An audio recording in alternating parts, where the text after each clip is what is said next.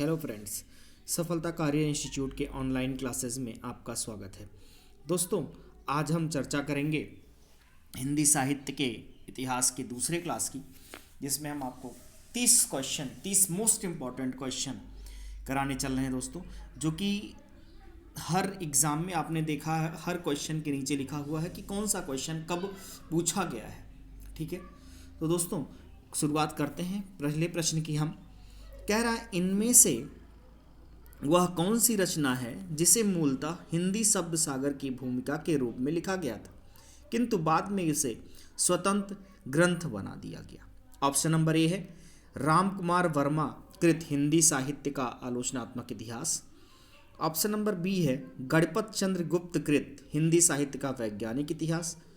Option number C है रामचंद्र शुक्ल कृत हिंदी साहित्य का इतिहास।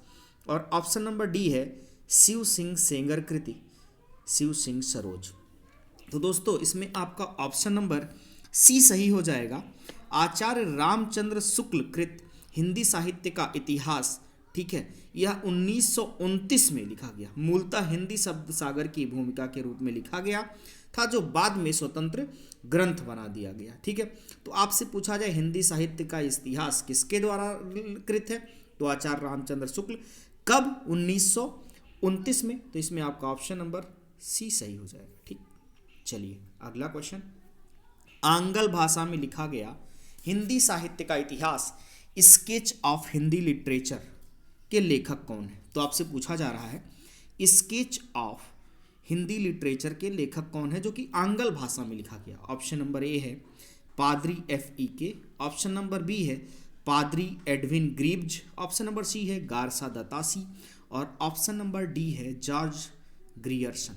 तो दोस्तों इसमें आपका ऑप्शन नंबर बी सही हो जाएगा, पादरी एडविन ग्रीव्ज। पादरी एडविन ग्रीव्ज तो स्केच ऑफ हिंदी लिटरेचर के राइटर हैं, के लेखक हैं पादरी एडविन ग्रीव्ज। ठीक, तो दोस्तों अब पादरी एफ ई के इनके द्वारा जो लिखी गई पुस्तक है उसका नाम है हिंदी साहित्य का इतिहास। क्या? इनके द्वारा जो लिखी गई पुस्तक है उसका नाम है हिंदी साहित्य का इतिहास।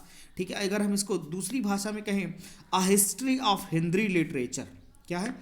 अ हिस्ट्री ऑफ हिंदी लिटरेचर के नाम से प्रकाशित हुई। तो पादरी F.E.K द्वारा जो पुस्तक लिखी गई उसका नाम है अ हिस्ट्री ऑफ हिंदी लिटरेचर। ठीक, गारसा द तासी, ठीक है, आपने इसका नाम तो सुना ही होगा, इस्तवार द ला लिटरेचर एंदुई ए हिंदुस्तानी, ये इनके द्वारा लिखी गई पुस्तक। तो जॉर्ज ग्रियर्सन के द्वारा क्या लिखा गया? The modern vernacular literature of Hindustan. क्या लिखा गया? The modern vernacular literature of Hindustan. यह किसके द्वारा लिखा गया? जॉर्ज ग्रियर्सन के द्वारा। दोस्तों आप एक पतली सी नोट्स बना लीजिए जिसमें ये मोस्ट इंपॉर्टेंट चीज़ें लिखते रहे, क्योंकि ये बहुत ही इंपॉर्टेंट क्वेश्चंस हैं जो किसी ना किसी एग्जाम में पूछे गए हैं और हमेशा पूछे जाते रहेंगे। ठीक है, नेक्स्ट क्वेश्चन देखते हैं। कह रहा है ग्रियर्सन कृत, देखिए अभी हमने आपको बताया था अगले क्वेश्चन में, ग्रियर्सन कृत the modern vernacular literature of Hindustan का हिंदी अनुवादन किसने किया? अब देखिए क्वेश्चन को घुमा दिया। कह रहा है ग्रियर्सन कृत the modern vernacular literature of Hindustan का हिंदी अनुवाद किसने किया? तो किसने किया दोस्तों? इसमें किशोरी लाल गुप्त, अर्थात ऑप्शन नंबर ए आपका सही हो जाएगा, डॉक्टर किशोरी लाल गुप्त ने किया। किसने किया? डॉक्टर किशोरी लाल गुप्त। तो दोस्तों डॉक्टर किशोरी लाल गुप्त का जन्म 1916 में, कब? 1916 में हुआ।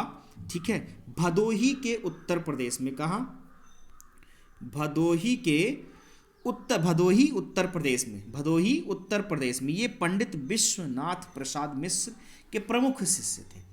ठीक, फिर इन्होंने किया क्या? हिंदी साहित्य का प्रथम इतिहास। ठीक है, गुप्त जी की कृति है हिंदी साहित्य का प्रथम इतिहास। गुप्त जी की जो कृति है उसका नाम है हिंदी साहित्य का प्रथम इतिहास। ठीक है, और यह प्रकाशित कहाँ हुई? हिंदी प्रचारक संस्थान वाराणसी से। गुप्त जी की एक कृति है जिसका नाम है हिंदी साहित्य का प्रथम इतिहास, हिंदी प्रचारक संस्थान वाराणसी से प्रकाशित की गई है। ठीक है, किशोरीलाल गुप्त की जो अंतिम प्रकाशित कृति है वह है सूरसागर का टीका। किशोरीलाल गुप्त की जो अंतिम प्रकाशित कृति है वह है सूरसागर का टीका, जो कि 4 खंडों में है, जो कि 4 खंडों में है। चलिए अगले क्वेश्चन की तरफ बढ़ते हैं। कह रहा है किस साहित्य इतिहास के लेखक ने काल विभाजन में कवियों के नाम का सर्वाधिक उपयोग किया? ठीक, आपका ऑप्शन नंबर ए है मिश्रबंधु, ऑप्शन नंबर बी है ग्रियर्सन, ऑप्शन नंबर सी है हरिऔध और ऑप्शन नंबर डी है श्याम सुंदर दास। तो दोस्तों, किस साहित्य इतिहास के लेखक ने काल विभाजन में कवियों के नाम का सर्वाधिक उपयोग किया?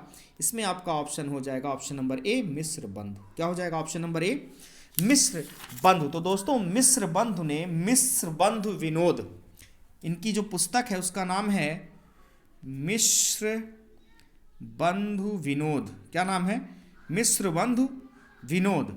मिश्रबंधु विनोद में लगभग कितने 5000 लगभग 5000 कवियों के को स्थान दिया गया है। किसने को?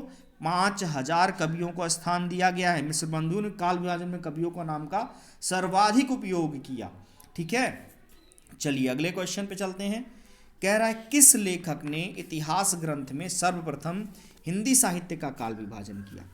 किस लेखक के इतिहास ग्रंथ में सर्वप्रथम हिंदी साहित्य काल विभाजन मिलता है आपसे कहा गया? तो ऑप्शन नंबर ए है Shiv Singh Sengar, option number B है Mahesh Dutt Shukla, option number C है मौलवी करीमुद्दीन और ऑप्शन नंबर डी है जॉर्ज ग्रियर्सन। तो दोस्तों, इसमें आपका ऑप्शन नंबर डी सही हो जाएगा। क्या? George Grierson. क्या हो जाएगा? George Grierson. हिंदी साहित्य के इतिहास का काल विभाजन करने वाले प्रथम इतिहासकार डॉक्टर जॉर्ज ग्रियर्सन। इन्होंने आदिकाल की जो अंतिम सीमा है वह 1400 ईस्वी मानी। आदिकाल की जो अंतिम सीमा है वह कितनी मानी? 1400 ईस्वी को माना इन्होंने। ठीक है, अगला question. The modern vernacular literature of Hindustan का लेखक कौन है? तो आपको अभी हमने इसके पहले बताया था, जॉर्ज ग्रियर्सन। कौन है? George Grierson. तो ऑप्शन नंबर सी आपका सही हो जाएगा, George Grierson. The modern vernacular literature of Hindustan का लेखक कौन है? George Grierson. ठीक, अगला क्वेश्चन देखते हैं। कह रहा है the modern vernacular literature of Hindustan, Hindi साहित्य के इतिहास ग्रंथ के लेखक का नाम बताइए। क्वेश्चन फिर से चेंज किया गया। The modern vernacular literature of Hindustan का लेखक कौन है? ठीक है, यह इसके पहले वाला क्वेश्चन था। फिर कह रहा है the modern vernacular literature of Hindustan, Hindi साहित्य के इतिहास ग्रंथ के लेखक का नाम बताइए।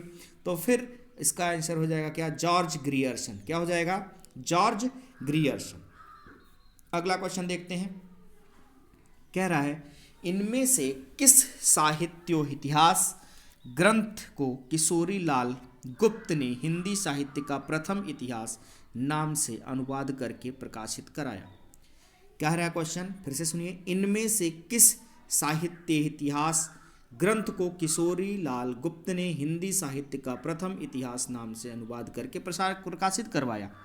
ऑप्शन नंबर ए है इस्तवार द ला लिटरेतुर हिंदुस्तानी को, a sketch of Hindi literature को, a history of Hindi literature को और the modern vernacular literature of Hindustan को।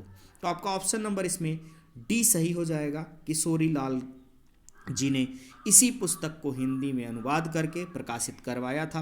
तो the modern vernacular literature of Hindustan यह किसकी पुस्तक है? तो यह जॉर्ज ग्रियर्सन की है। किसकी है? George Grierson. A history of Hindi literature, A history of Hindi literature यह किसकी पुस्तक है? FEK की। किसकी है? FEK की। किसकी है? पादरी FEK की। फिर अगला कह रहा है अ स्केच ऑफ हिंदी लिटरेचर। क्या कह रहा है? अ स्केच ऑफ हिंदी लिटरेचर और इसके बाद कह रहा है इस्तवार द ला लिटरेचर। ठीक है, तो अ स्केच ऑफ हिंदी लिटरेचर यह किसकी पुस्तक है? एडविन ग्रीव्ज की। किसकी है? एडविन ग्रीव्ज की। और इस्तवार द ला लिटरेतुर हिंदुस्तानी यह आप सभी लोग जानते हैं गारसादी तासी की पुस्तक है। चलिए अगला क्वेश्चन। किस इतिहास लेखक ने अपने इतिहास ग्रंथ में 5000 कवियों का विवरण दिया? अभी हमने आपको बताया था थोड़ी देर पहले। मिश्र बंधु ने, किसने? मिश्र बंधु ने, ठीक है, मिश्र बंधु विनोद में, किसमें? मिश्र बंधु ने मिश्र बंधु विनोद में लगभग 5000 कवियों का विवरण दिया है। तो आपका ऑप्शन नंबर ए सही हो जाएगा, ऑप्शन नंबर ए सही हो जाएगा। चलिए अगला क्वेश्चन, मिश्र बंधु विनोद नामक हिंदी साहित्य के इतिहास लेखकों के नाम बताइए। मिश्र बंधु विनोद नामक हिंदी इतिहास में लेखकों के नाम बताइए। आपका ऑप्शन नंबर ए है दोस्तों, ऑप्शन नंबर ए है श्याम बिहारी मिश्र, सुखदेव मिश्र और राम बिहारी मिश्र। ऑप्शन नंबर बी है गणेश बिहारी मिश्र, श्याम बिहारी मिश्र और सुखदेव बिहारी मिश्र। ऑप्शन नंबर सी है गणेश बिहारी मिश्र, श्याम बिहारी मिश्र और राम बिहारी मिश्र। ऑप्शन नंबर डी है गणेश बिहारी मिश्र, सुखदेव बिहारी मिश्र और राम बिहारी मिश्र। तो दोस्तों आपका ऑप्शन नंबर बी इसमें सही हो जाएगा, ऑप्शन नंबर बी सही हो जाएगा, गणेश बिहारी मिश्र, श्याम बिहारी मिश्र और सुखदेव बिहारी मिश्र। ठीक है, तो दोस्तों मिश्र बंधु नामक हिंदी साहित्य के इतिहास लेखकों के नाम गणेश बिहारी मिश्र हैं, श्याम बिहारी मिश्र हैं और सुखदेव बिहारी मिश्र हैं। मिश्र बंधु विनोद के केवल 4 भाग, ध्यान दीजिएगा, मिश्र बंधु विनोद केवल 4 भाग, कितने हैं? केवल 4 भाग प्रकाश में आए। प्रथम 3 भाग, ध्यान दीजिएगा, प्रथम 3 भाग का प्रकाशन सन 1913 प्रथम 3 भाग का प्रकाशन कब हुआ? सन 1913, जबकि चौथे भाग का प्रकाशन 1934 में हुआ। कब हुआ? 1934 में हुआ चौथे भाग का प्रकाशन। पूछा जाता है यह क्वेश्चन। अगला देखिए, अगला क्वेश्चन है मिश्र बंधु विनोद का चौथा भाग कब प्रकाशित हुआ? देखिए जीआईसी प्रवक्ता में पूछा गया क्वेश्चन है 2015 में। मिश्र बंधु विनोद का चौथा भाग कब प्रकाशित हुआ? तो 1934 में, अभी हमने आपको पहले बताया था 1934 में। अगला क्वेश्चन देखिए, कह रहा है मिश्र बंधु विनोद कितने भागों में प्रकाशित हुआ? अभी हमने इसको आपको बताया 4 भागों में। कितने भागों में? 4 भागों में। ऑप्शन नंबर ए है 3 भाग, ऑप्शन नंबर बी है 4 भाग, ऑप्शन नंबर सी है 1 भाग और ऑप्शन नंबर डी है 2 भाग। जैसे आश्रम पद्धति प्रयोक्ता में पूछा गया है ये, तो ऑप्शन नंबर बी इसमें 4 भाग। ठीक, अगला क्वेश्चन देखिए, मिश्र बंधुओं ने परिवर्तन काल की समय सीमा निर्धारित की। मिश्र बंधुओं ने परिवर्तन काल की समय सीमा निर्धारित की। संवत 1890 विक्रम संवत 1890 से संवत 1925 विक्रम तक, संवत 1791 से संवत 1879 तक, संवत 1890 से संवत 1925 तक और संवत 1791 से संवत 1889 तक। तो दोस्तों आपका ऑप्शन नंबर ए इसमें सही हो जाएगा। कब से कब तक? संवत 1890 से संवत 1925 तक। मिश्र बंधुओं ने जो परिवर्तन काल की समय सीमा निर्धारित की वो कब से कब तक थी? संवत 1890 से, ठीक है, संवत 1925 तक। ठीक, अगला क्वेश्चन देखते हैं, आचार्य रामचंद्र शुक्ल ने प्रथम उत्थान का समय कब से कब तक निर्धारित किया? आचार्य रामचंद्र शुक्ल ने प्रथम उत्थान का समय कब से कब तक निर्धारित किया? ऑप्शन नंबर ए है 1850 से 1825 ईस्वी तक, ऑप्शन नंबर बी है 1857 से 1900 ईस्वी तक, ऑप्शन नंबर सी है 1868 से 1893 ईस्वी तक, ऑप्शन नंबर डी है 1800 से 1850 ईस्वी तक। तो इसमें आपका ऑप्शन नंबर सी सही हो जाएगा, 1868 से 1893, 1868 से 1893। आचार्य रामचंद्र शुक्ल ने जो प्रथम उत्थान का समय बताया, पहला कब से कब तक बताया? 1868 से लेकर के 1893, ये तो फर्स्ट था। तो दूसरा कब बताया? दूसरा इन्होंने कहा कि द्वितीय उत्थान का समय 1893 से लेकर के 1893 से लेकर के और 1918 तक। कब तक? 1918 तक। पहला बताया 1868 से 1893, दूसरा बताया 1893 से 1918 और तीसरा इन्होंने कहा 1918 से अब तक चल रहा है, 1918 से अब तक। ठीक है, तो आचार्य रामचंद्र शुक्ल का प्रथम उत्थान का समय है 1868 से 1893। अगला क्वेश्चन देखते हैं, आचार्य रामचंद्र शुक्ल ने हिंदी साहित्य के इतिहास के आधुनिक गद्य साहित्य परंपरा का प्रवर्तन के अंतर्गत प्रथम उत्थान की कालावधि क्या है? प्रथम उत्थान की कालावधि के उसमें ईस्वी पूछा था, इसमें संवत विक्रमी तक पूछा है। ठीक, क्वेश्चन को घुमा दिया थोड़ा सा। ऑप्शन नंबर ए है इसमें संवत 1900 से 1950 विक्रमी तक, संवत 1925 से 1950 विक्रमी तक, संवत 1925 से 1975 विक्रमी तक, और संवत 1900 से 1925 विक्रमी तक। तो इसमें आपका ऑप्शन नंबर बी सही हो जाएगा। ऑप्शन नंबर बी सही हो जाएगा, 1925 से 1950 विक्रमी तक। ठीक, तो दोस्तों अब इसमें देखिए विक्रम संवत 1925 से 1950 तक, 1925 से 50 तक प्रथम उत्थान का समय है, जिसको हम कहते हैं 1868 से 1893 ईस्वी। ठीक, द्वितीय है दोस्तों, दूसरा है 1950 से 75, 1950 से 75 ईस्वी तक, 75 विक्रम संवत तक, इसको हम कहते हैं द्वितीय उत्थान का समय। क्या है? द्वितीय उत्थान का समय, जिसको हम ये कह लें 1893 से 1918 ईस्वी तक। और विक्रम संवत में अगर हम बात करें तो 1950 से 1975 ईस्वी तक। ठीक, और अगर हम तृतीय उत्थान की बात करते हैं तो ईस्वी है 1918 से अब तक, और अगर हम विक्रम संवत की बात करें तो 1975 से आगे, विक्रम संवत 1975 से आगे। ठीक है, तो इसमें आपका ऑप्शन नंबर बी हमने कहा था क्या हो जाएगा? सही हो जाएगा। ठीक, संवत 1925 से 1950 विक्रमी तक। अगला क्वेश्चन देखिए, आचार्य रामचंद्र शुक्ल ने द्वितीय उत्थान का समय कब से कब तक बताया? देखिए ईस्वी के बारे में पूछा है, कब से कब तक, तो 1993 से 1918, 1993 से 1918 option number A. Option number B 1900 से 1920 ईस्वी, ऑप्शन नंबर सी 1885 से 1918 ईस्वी, और ऑप्शन नंबर डी 1903 से 1920 ईस्वी। तो इसमें आपका ऑप्शन नंबर ए सही हो जाएगा, 1893 से 1918 ईस्वी। ठीक है, अगला क्वेश्चन देखते हैं, हिंदी शब्द सागर का प्रकाशन किस संस्था ने किया था? हिंदी शब्द सागर का प्रकाशन किस संस्था ने किया था? ऑप्शन नंबर ए है हिंदी साहित्य सम्मेलन, ऑप्शन नंबर बी है नागरी प्रचारणी सभा, ऑप्शन नंबर सी है इंडियन प्रेस, और ऑप्शन नंबर डी है राष्ट्रभाषा परिषद। तो इसमें हिंदी शब्द सागर का प्रकाशन किस संस्था ने किया? नागरी प्रचारणी सभा ने। ऑप्शन नंबर बी आपका सही हो जाएगा, नागरी प्रचारणी सभा।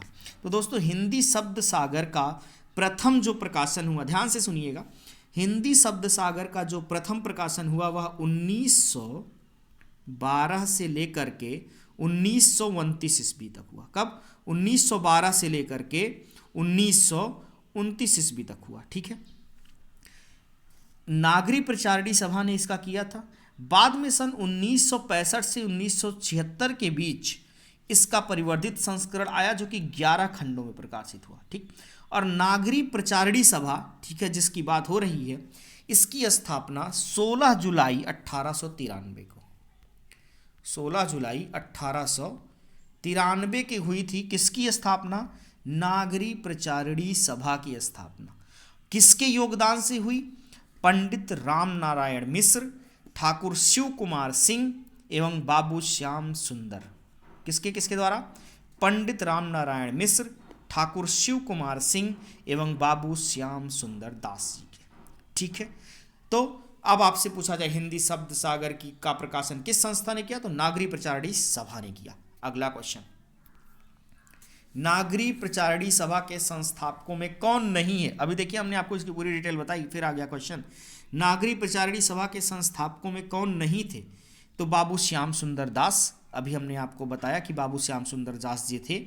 ऑप्शन नंबर बी है पंडित राम नारायण मिश्र, हमने अभी आपको बताया था कि पंडित राम नारायण मिश्र ने भी अपना योगदान दिया था। रामचंद्र शर्मा, इनका नाम नहीं है। और option number D Thakur Shiv Kumar Singh, यह भी उसमें बहुत योगदान। तो ऑप्शन नंबर सी आपका क्या हो जाएगा? सही हो जाएगा। ऑप्शन नंबर सी सही हो जाएगा। ठीक, अगला क्वेश्चन देखिए, 12 बरस लो कुकर जियो अरु 13 लो जिये सियार, यह पंक्ति किसकी है? तो दोस्तों यह पंक्ति है option number A Vidyapati, option number B है चंदवरदाई, ऑप्शन नंबर सी है नरपति नाल, ऑप्शन नंबर डी है जगनिक। तो कौन हो जाएगा? जगनिक। कौन हो जाएगा इसका? ऑप्शन नंबर डी हो जाएगा जगनिक। दोस्तों उपयुक्त पंक्ति जगनिक की है। यह पंक्ति किस पुस्तक से ली गई है? परमाल रासो अथवा आल्हा खंड से। किससे ली गई? परमाल रासो अथवा आल्हा खंड से ली गई है। किससे ली गई? परमाल रासो अथवा आल्हा खंड। अगला क्वेश्चन देखिए, कह रहा है अमीर खुसरो का वास्तविक नाम क्या है? अमीर खुसरो का वास्तविक नाम क्या था? तो ऑप्शन नंबर ए है अब्दुल राही, ऑप्शन नंबर बी है सुदर्शन, ऑप्शन नंबर सी है अबुल हसन और ऑप्शन नंबर डी है शिव प्रसाद। तो दोस्तों अमीर खुसरो का जो वास्तविक नाम है वह है अबुल हसन यामुद्दीन खुसरो। क्या नाम है? अबुल हसन यामुद्दीन खुसरो। इनका जन्म कब हुआ? 1253 में। इनका जन्म कब हुआ दोस्तों? 1200। तो इनका जन्म कब हुआ दोस्तों? अमीर खुसरो का जन्म हुआ 1253 में। अमीर खुसरो का जन्म कब हुआ दोस्तों? 1253 ईस्वी में। तो 1200 लो कुकर जियो अरु 13 लो जियो सियार। यह पंक्ति किसकी है दोस्तों? तो यह पंक्ति किसकी है? हमने आपसे पहले ही बता दिया। यह पंक्ति किसकी है दोस्तों? जगनिक की। किसकी है? जगनिक की। अगला क्वेश्चन हम आपसे बता रहे थे कि अमीर खुसरो का वास्तविक नाम क्या है।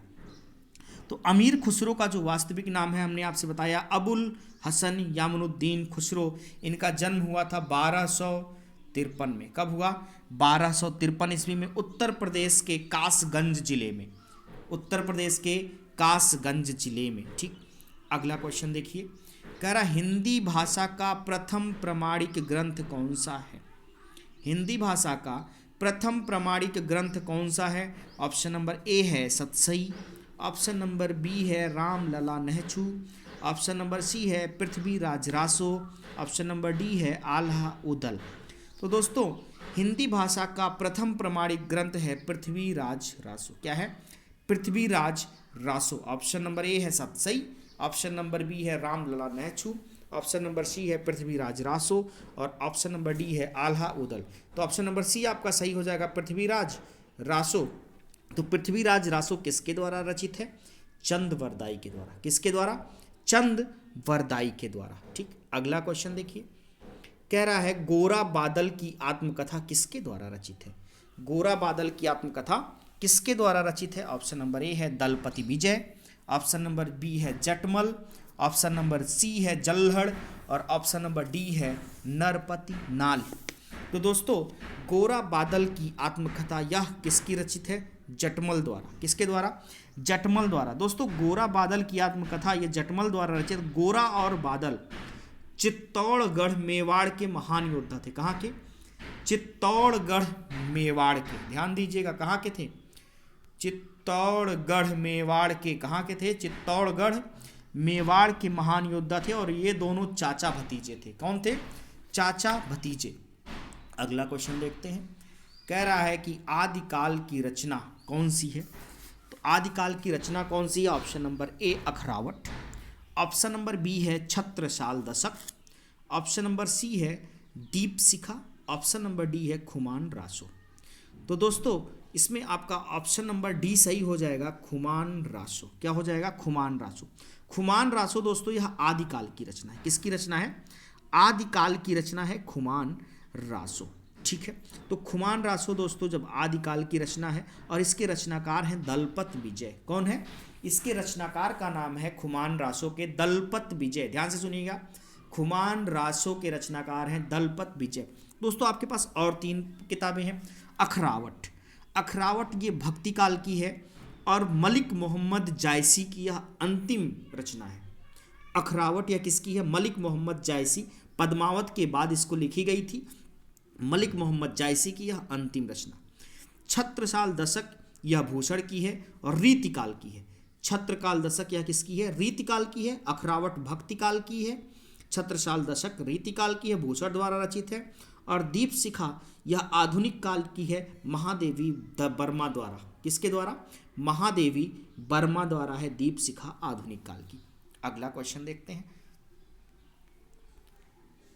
आदिकाल में पहेलियां लिखने वाले कवि कौन थे? आदिकाल में पहेलियां लिखने वाले कवि कौन थे? ऑप्शन नंबर ए है जगनिक, ऑप्शन नंबर बी है खुसरो, ऑप्शन नंबर सी है सरहपा और ऑप्शन नंबर डी है गोरखनाथ। दोस्तों आपका ऑप्शन नंबर ए है Jagnik, option number B Khusro, option number C Sarahpa, option number D Gorakhnath. तो इसमें आपका ऑप्शन नंबर बी सही हो जाएगा। क्या? खुसरो। खुसरो ने क्या किया? अमीर खुसरो ने पहेलियाँ लिखी, ठीक है, पहेलियाँ लिखी, मुकरियाँ लिखी, खलिकबारी लिखी, दो सुखने इत्यादि ढेर सारी रचनाएं इन्होंने लिखी। ठीक, तो आदिकाल में पहेलियाँ लिखने वाले कवि अगर आपसे पूछा जाता है तो क्या हो जाएगा? खुसरो। अगला क्वेश्चन देखिए, सूरदास को किस रस का सम्राट कहा गया? सूरदास को किस रस का सम्राट कहा गया? ऑप्शन नंबर ए है वात्सल्य, ऑप्शन नंबर बी है श्रृंगार रस, ऑप्शन नंबर सी है शांत रस और ऑप्शन नंबर डी है भक्ति रस। तो सूरदास को वात्सल्य रस का सम्राट कहा गया। ऑप्शन नंबर ए सही हो जाएगा, वात्सल्य रस का सम्राट कहा गया। ठीक है, और इन्होंने श्रृंगार रस और शांत रस में भी अत्यंत मर्मस्पर्शी वर्णन किए हैं। ठीक है, लेकिन जो सम्राट कहे जाते हैं वो वात्सल्य रस के कहे जाते हैं। अगला क्वेश्चन, तुलसी की भक्ति भावना किस प्रकार की थी? ऑप्शन नंबर ए है दास्य भाव की, ऑप्शन नंबर बी है घृणा भाव की, ऑप्शन नंबर सी है प्रेम भाव की और ऑप्शन नंबर डी है सुखा भाव की। दोस्तों तुलसीदास की जो रचना है वह दास्य भाव की थी। ऑप्शन नंबर ए आपका सही हो जाएगा, दास्य भाव की थी। इन्होंने भगवान प्रभु श्री राम को अपना स्वामी मानते थे और स्वयं को उनका सेवक मानते थे। तुलसीदास प्रभु श्री राम को अपना स्वामी और स्वयं को उनका सेवक मानते थे, तो यह दास भाव की है। उनकी जो भक्ति भावना थी वह दास्य भाव की थी। अगला क्वेश्चन देखते हैं, कबीरदास, तुलसीदास, सूरदास आदि कौन से काल के संत कवि हैं? कबीरदास, तुलसीदास और सूरदास आदि कौन से काल के संत कवि हैं? ऑप्शन नंबर ए है आदिकाल, ऑप्शन नंबर बी है भक्तिकाल, ऑप्शन नंबर सी है रीतिकाल और ऑप्शन नंबर डी है आधुनिक काल। तो ऑप्शन नंबर आपका इसमें बी सही हो जाएगा, भक्तिकाल। भक्तिकाल आपका ऑप्शन नंबर बी सही हो जाएगा। कबीरदास, तुलसीदास और सूरदास ये तीनों लोग किस काल के संत थे? भक्तिकाल के। लेकिन ध्यान दीजिएगा, कबीरदास निर्गुण मार्गी काव्यधारा के कवि हैं। कबीरदास निर्गुण काव्यधारा के कवि हैं। ध्यान दीजिएगा, कबीरदास निर्गुण मार्गी काव्यधारा के कवि हैं, जबकि तुलसीदास एवं सूरदास सगुण मार्गी काव्यधारा के कवि हैं। जबकि तुलसीदास और सूरदास सगुण मार्गी काव्यधारा के कवि हैं। ठीक है, अगला क्वेश्चन चलिए देखते हैं, सूरदास के गुरु कौन थे? तो दोस्तों सूरदास के गुरु कौन थे? ऑप्शन नंबर ए है रामानंद, ऑप्शन नंबर बी है रामदास, ऑप्शन नंबर सी है वल्लभाचार्य और ऑप्शन नंबर डी है विट्ठल नाथ। तो दोस्तों सूरदास के गुरु थे, आपका ऑप्शन नंबर सी सही हो जाएगा, वल्लभाचार्य। क्या थे? वल्लभाचार्य।